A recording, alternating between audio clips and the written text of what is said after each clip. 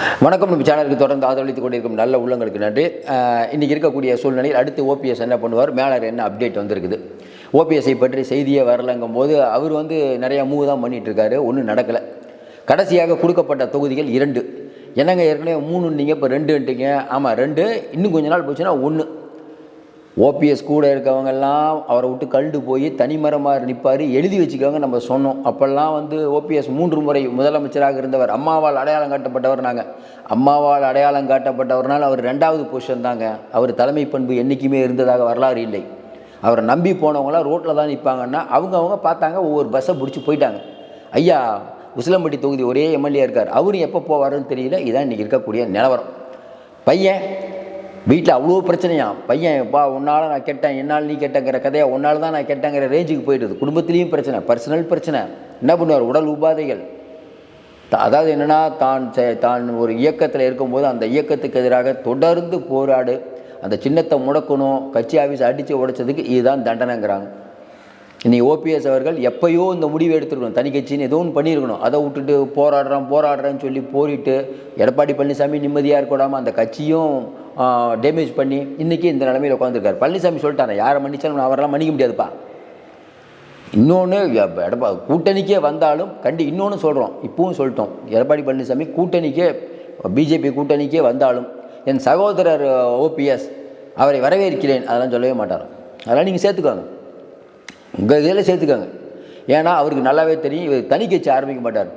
பல லட்சம் கோடி கையில் இருந்தாலும் தனி கட்சி ஆரம்பிக்க மாட்டாங்கிறார். அதாவது அந்த காசை கூட வெளியில் எடுக்க மாட்டாராம். இவர் காசு வெளியில் போய் எவ்வளோ பெரிய புட்சாலி பாருங்கள் நீங்கள்.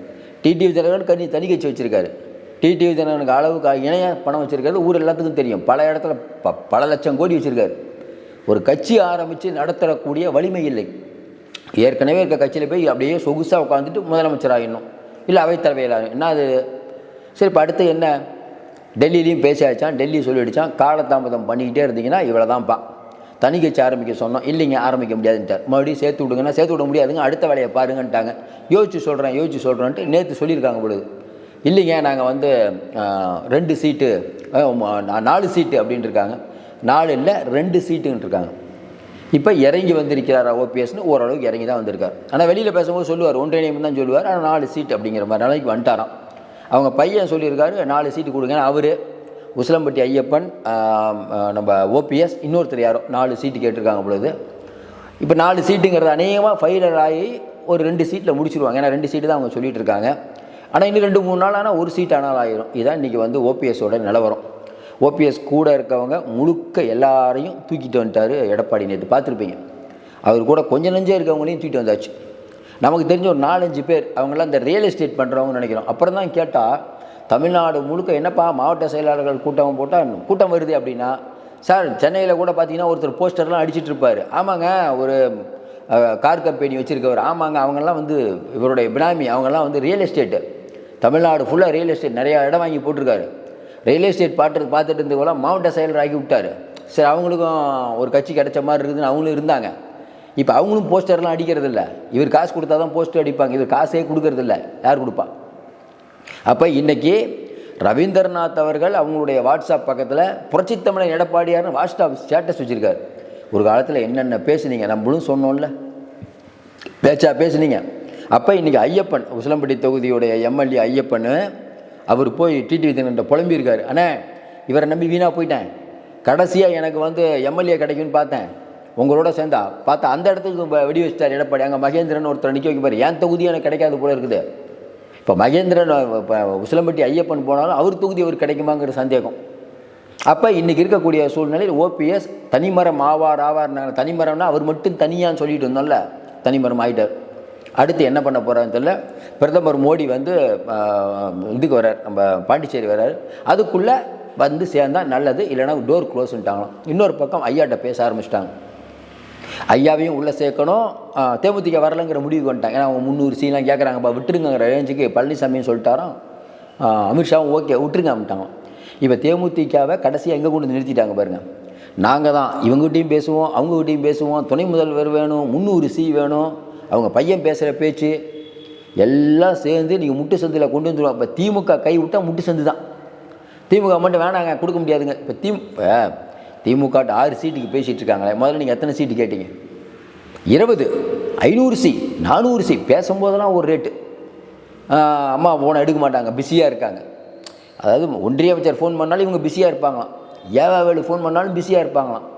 ஓ அப்படியா, ரைட் ரைட், ரொம்ப பிஸியாக இருக்கீங்களா, சரி ரைட் பார்த்துக்குவோம். 2 கட்சியும் சேர்ந்து ஒரு கட்சி கழட்டி. இப்போ என்னென்னா எடப்பாடி ரொம்ப புச்சாலி, டக்குன்னு கழட்டி விட்டார், போமா முடிஞ்சு போச்சா.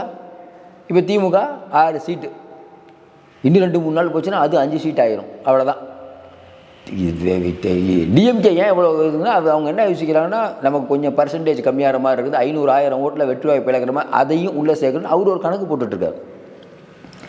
ஏவாவேலு அவர்கள் பேச ஆரம்பிச்சிட்டார். எப்பயோ ரொம்ப நாளாக பேசி இப்போ ஓரளவுக்கு முடிவு வந்துருச்சுங்கிறாங்க. அந்த அமௌண்ட்டில் முன்னம் பண்ண அது கொடுத்தா சேர்ந்துருவாங்க. ஐயா பிரச்சனை வேறு.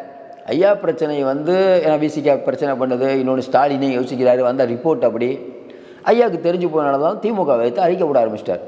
திமுக வைத்து ஐயா அறிக்கை விட்ட உடனே பிஜேபி சைலண்ட் ஆகிடுச்சு. ஏன், எப்படி இங்கே தானே வரப்போகிறார், எதுக்கு நம்ம தேவையெல்லாம் போய் பேசி பார்கெயின் பவரை ஏற்றணும். ஐயா நினச்சது ஒன்று, நடந்தது ஒன்று.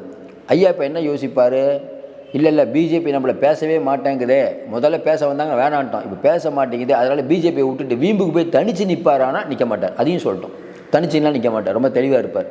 சரி டிவிக்கே கூட போவாரா அப்படின்னா டிவிக்கே கூட போகலாம். ஆனால் என்ன சிக்கல்னா, டிவிக்கே கூட போனால் அதில் பல சிக்கல்கள் இருக்கிறது. அதனால் ஐயா ஒரு நல்ல முடிவு எடுப்பார். பேசிகிட்டு இருக்காங்க. அப்போ ஐயாவும் உள்ளே வந்தால் பழைய பாட்டாளி மக்கள் கட்சி. இப்போ எடப்பாடி அது விரும்புகிறாரோ, ஏன்னா இன்றைக்கி தேமுதிக மாதிரி ஐயாவை கழட்டி விட முடியாது. இன்றைக்கி வட தமிழ்நாட்டில் 2 பேரும் சேர்ந்து வந்தால், அதாவது அன்புமணியும் ஐயாவும் சேர்ந்ததும் 5% கண்டிப்பாக இருக்குது. அந்த வாக்குகளை வாங்கணும். ஏன்னா இப்போ இன்றைக்கி வட தமிழகத்தில் இன்றைக்கி திமுக வீக்காக இருக்குது. விசிகாவுடைய வாக்குகள் பெரும்பாலும் வந்து விஜய்கிட்ட போயிடுச்சு. வரக்கூடிய தேர்தல் விஜய் நிறைய ஓட்டை பிரிப்பாருங்கும்போது யார் என்ன பண்ண போகிறாங்கன்னு தெரியல. வரக்கூடிய தேர்தல் ஜெயிக்கணும். பழனிசாமி அவர்கள் ஒரு முடிவு தான், ஜெயிப்பு மட்டும்தான் உங்களை பேசும். அதுவும் மெஜாரிட்டியாக ஜெயிக்கணும். மைனாரிட்டியை ஜெயிச்சா பிஜேபி கூட்டணி ஆச்சு, அது ரொம்ப செங்கடம்.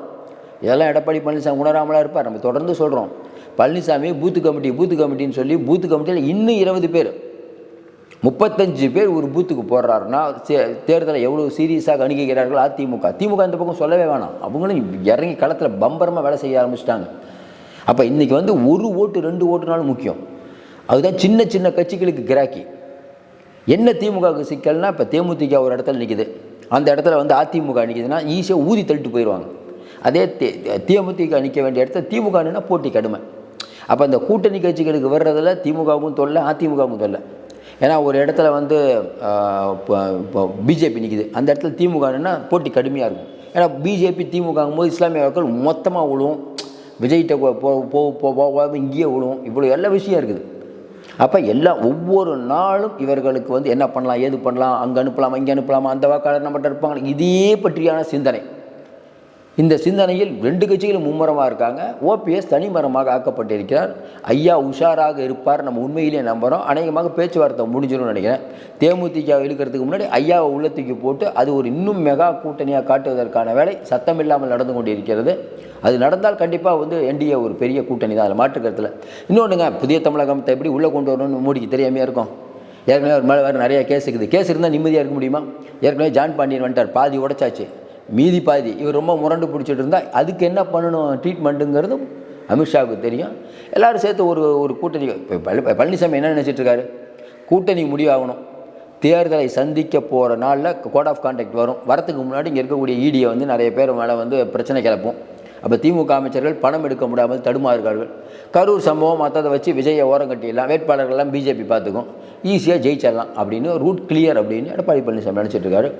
காலம்தான் முடிவு செய்ய வேண்டும். உங்கள் கருத்தை சொல்லுங்கள். தொடர்ந்து நம்ம நிறைய அண்மை தகவலை தந்துட்டுருக்கோம். தொடர்ந்து ஆதரவு கொடுங்கள். மீண்டும் சந்திப்போம். நன்றி, வணக்கம்.